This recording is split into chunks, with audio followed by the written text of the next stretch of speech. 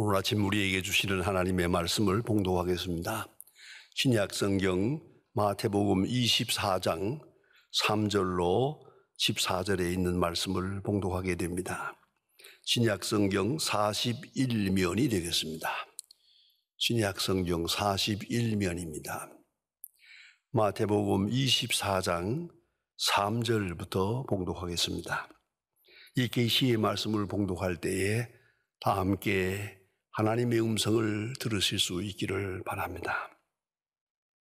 예수께서 감람산 위에 앉았을 때에 제자들이 조용히 와서 이르되 우리에게 이르소서 어느 때에 이런 일이 있겠사오며 또 주의 임하심과 세상 끝에는 무슨 징조가 있사오리이까. 예수께서 대답하여 이르시되 너희가 사람의 미혹을 받지 않도록 주의하라. 많은 사람이 내 이름으로 와서 이르되 나는 그리스도라 하여 많은 사람의 마음을 미혹하리라. 난리와 난리의 소문을 듣겠으나 너희는 삼가 두려워하지 말라. 이런 일이 있어야 하되 아직은 끝이 아니니라. 민족이 민족을 나라가 나라를 대적하여 일어나겠고 곳곳에 기근과 지진이 있으리니 이 모든 것은 재난의 시작이니라. 그때 사람들이 너희를 환난에 넘겨주겠으며 너희를 죽이리니 너희가 내 이름 때문에 모든 민족에게 미움을 받으리라. 그때에 많은 사람이 실족하게 되어 서로 잡아주고 서로 미워하겠으며 거짓 선지자가 많이 일어나 많은 사람을 미혹하겠으며 불법이 성함으로 많은 사람이 사랑이 식어지리라. 그러나 끝까지 견디는 자는 구원을 얻으리라. 이 천국 복음이 모든 민족에게 증거되기 위하여 온 세상에 전파되리니 그제야 끝이 오리라. Growing Old in Christ라고 하는 새로 나온 책이 있어서 좀 읽어보았는데 그 중에서 제가 충격받은 몇 마디 말씀이 있습니다. 그것은 한 대목에 가서 이렇게 말합니다. 현대의학 치유문화의 회의론, 이런 챕터가 있어요.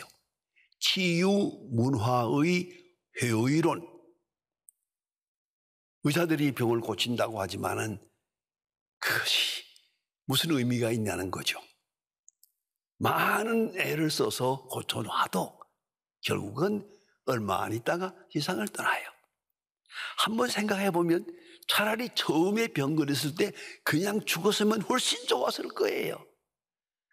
괜히 고친다고 치료한다고 병원 들락날락하면서 그 많은 동안 본인도 고생하고 많은 사람 고생시키는 거예요.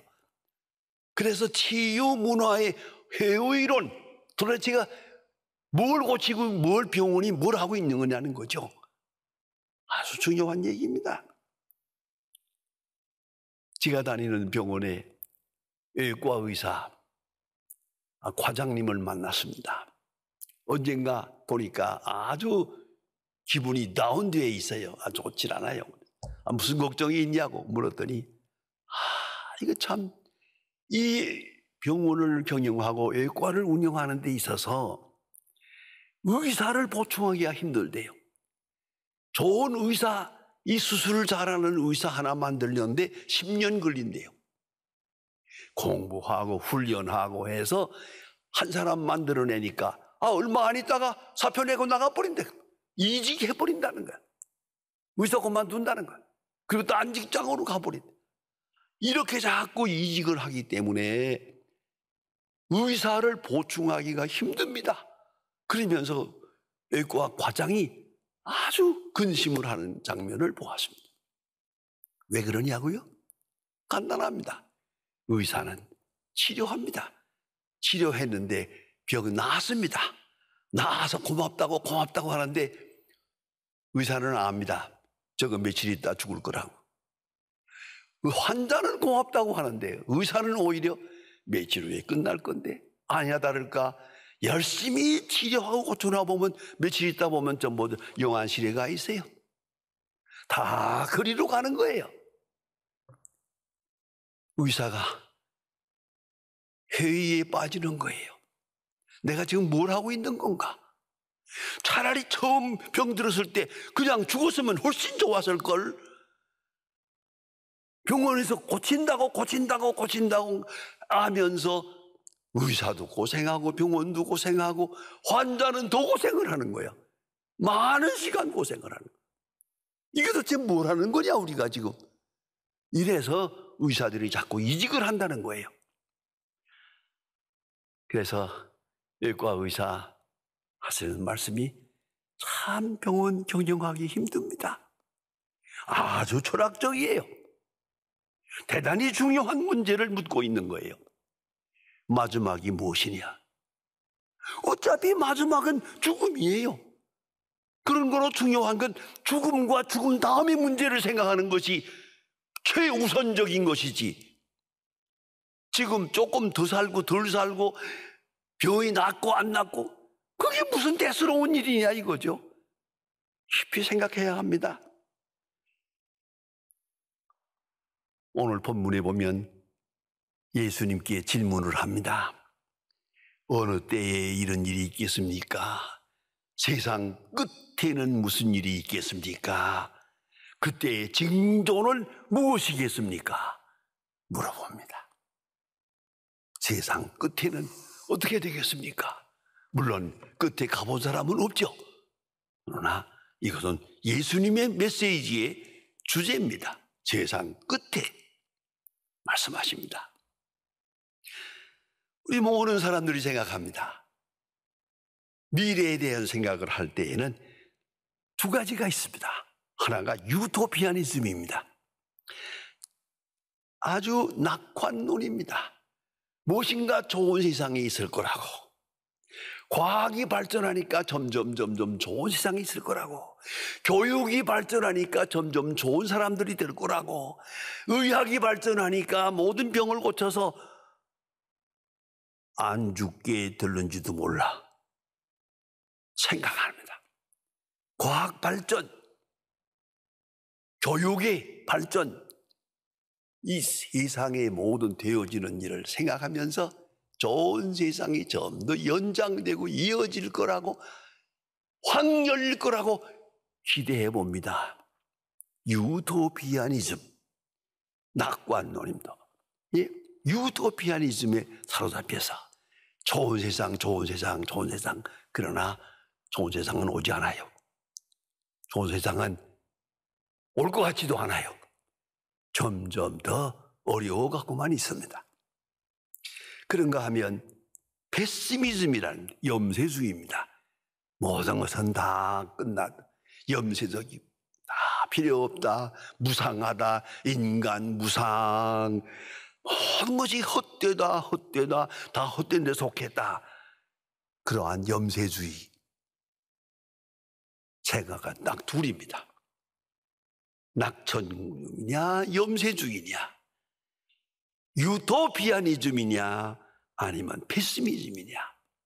그런데 복음은 철저하게, 예수님의 말씀은 복음주의입니다. 유토피아니즘도 아니고 페시미즘도 아닙니다. 에반젤리즘이 없다.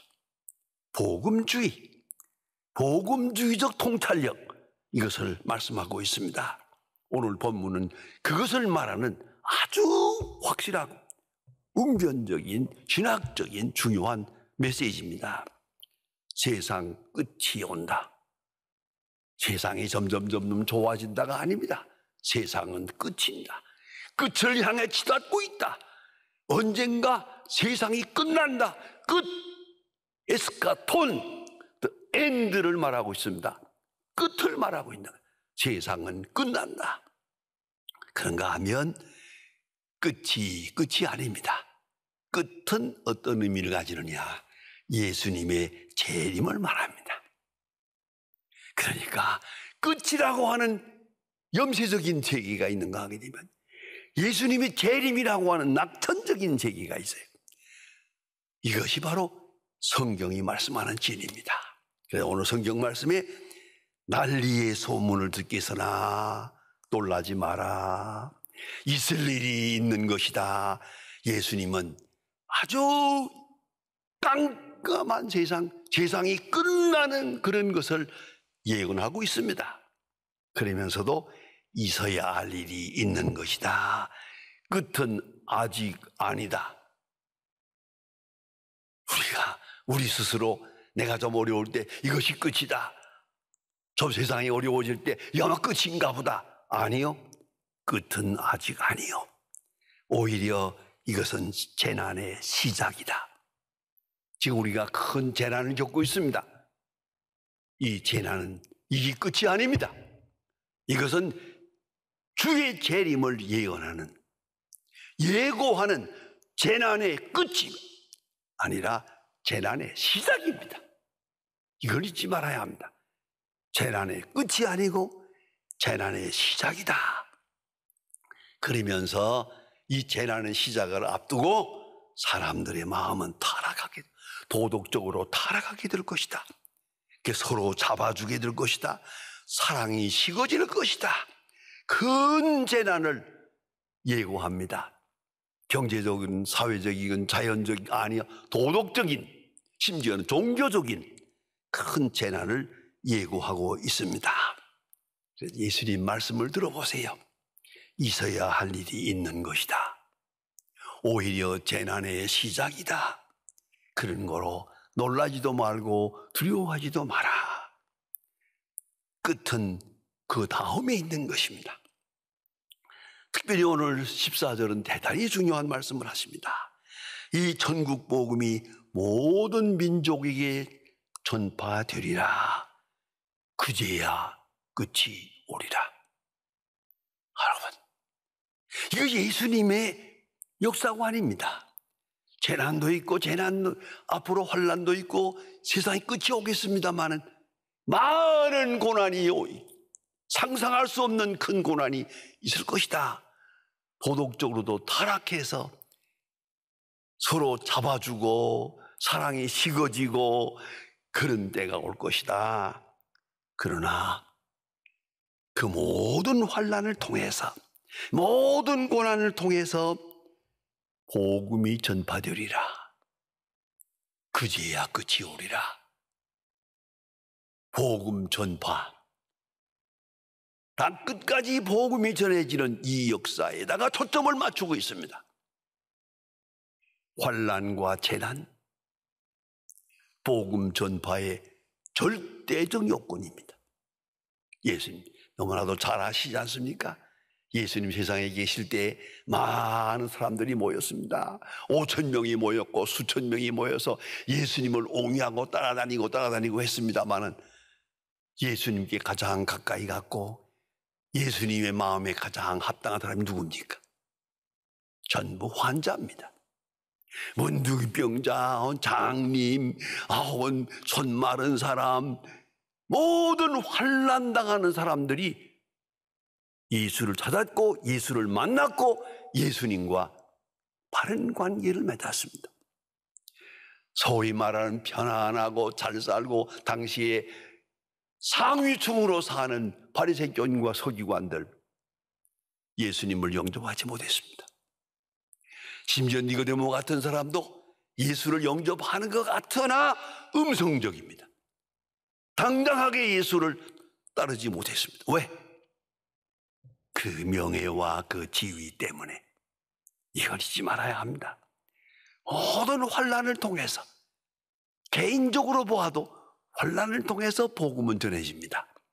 역사가는 연구하고 결론을 말합니다. 전쟁을 통하지 않고 선교가 성공한 역사가 없다. 그렇습니다. 많은 선교사를 보내서 애쓰지만은 심지어는 선교사까지 타락하고 선교 정책 자체에 문제가 생깁니다.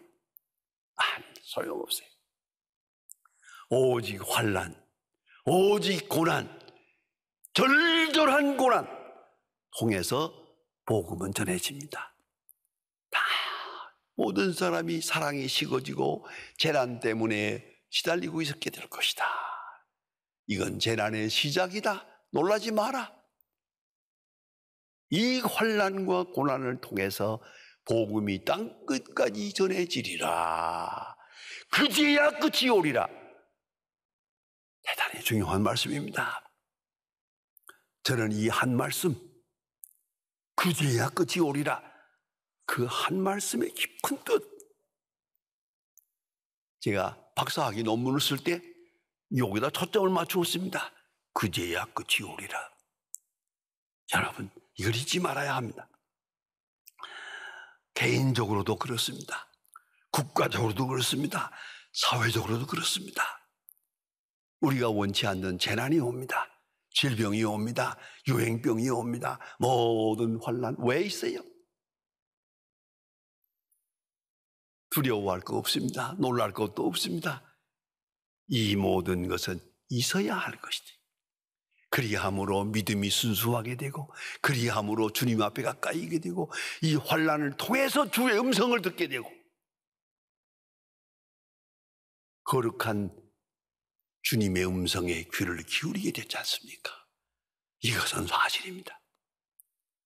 저는 60년 동안 목회하면서 많이 보았습니다. 잘 나간다는 사람, 계속 믿음으로 잘 나갔으면 좋겠는데 꼭 중간에 문제가 되더라고요. 아, 이거 문제가 돼요. 잘 나가면 문제가 있어요. 그저 이 전국 복음의 입장에서 보면은 병들고 실패하고 가난하고 어렵고 인간으로서는 해결할 수 없는 절박한 현실, 그것이 아니고는 복음을 받아들이지 않아요. 죄송하지만 목회하면서 이렇게 보면은, 전에 안 나오던 사람이 새벽기도 나왔어요. 그 반질반질하고 교회에 새벽기도라는 건 꿈도 안 꾸던 사람이 새벽기도 나와가지고 저가 앉아서 울고 있어요. 나는 하나님이 아니지만 다 알아요. 또 터졌구나. 꼼짝 못하는 거예요. 그러나 이 사건은 그에게 주시는 하나님의 은총이요, 이 실패를 통해, 이 배신당하는 일을 통해, 이 고독한 일을 통해, 아니 이 질병을 통해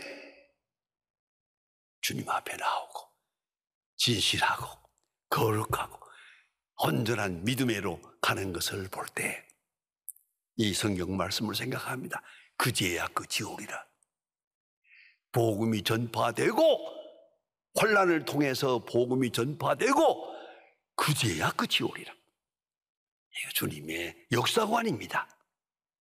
개인적으로, 국가적으로, 사회적으로 이것은 부인할 수 없는 사실입니다.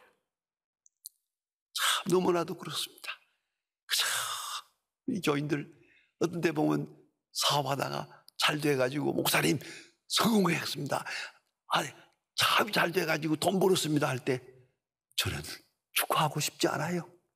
걱정이다. 저것도 며칠 동안 가다가 또 얼마나 큰 시험을 당할까. 그렇습니다. 아시는 대로 그 많은 잘 나가는 사람들 어디가 있습니까? 나오는 사람들, 특별히 제가 새벽기도 올 때 보면 새벽기도에 나와서 열심히 기도하는 사람, 남다른 어려움을 당하는 사람들이요. 다 고난 중에 있는 사람이요. 형통하고 평안한 사람들이 아니에요. 이건 잊지 말아야 합니다. 그러니까 고난을 통해 말씀하시고, 고난을 통해 인도하시고, 재난을 통해 주는 역사하고 계시다. 이걸 믿는 것이 신앙의 근본이란 말이에요. 히브리서 12장에 보면 예수께서 십자가를 지십니다. 그런데 십자가를 이렇게 히브리서자는 말합니다. 십자가를 참으사, 십자가를 참으사, 그 어려운 고난도 잘 참아서 하나님의 의를 이루었다는 것이죠. 예수님 말씀하십니다. 너희가 환난을 당하나 담대하라, 내가 세상을 이겼노라. 십자가 지시기 몇 시간 전에 하신 말씀입니다. 내가 세상을 이겼노라. 예수님은 십자가를 피하는 것도 아닙니다. 십자가가 안 지도록 되어진다는 것도 아닙니다. 십자가를 지면서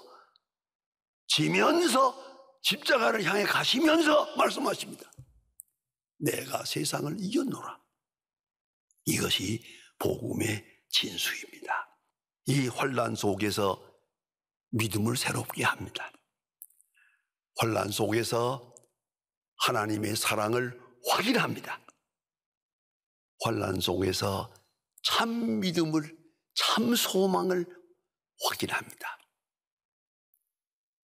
쓸데없는 세상, 부질없는 세상에 대한 소망 다 저버리고 하늘나라의 소망, 주님과 함께하는 소망, 예수님 말씀하신 대로 내 아버지 집에 거할 곳이 많도다.